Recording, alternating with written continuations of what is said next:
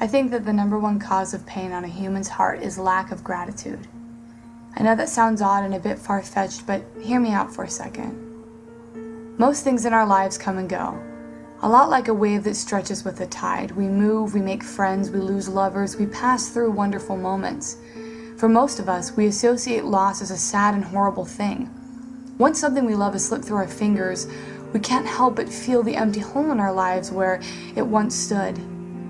Even when it's all said and done, and we are finally moved on from whatever we had lost that was so beautiful, we still feel it.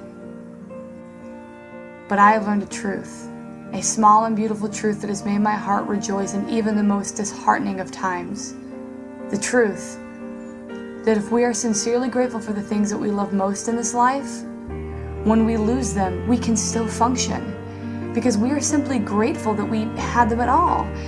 It no longer becomes a question of why they had to go. It no longer becomes a fight to try and get them back. No, instead, it's a warm comfort, because those memories that you have, you will never have to give away.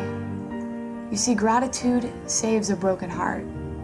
Appreciate what you have, because then when or if you ever lose it, you will be content knowing that you were able to at least share the time with it that you did. And when you look back on your life and your hands drape across the fills of memories in your skin, you will stop and you will smile.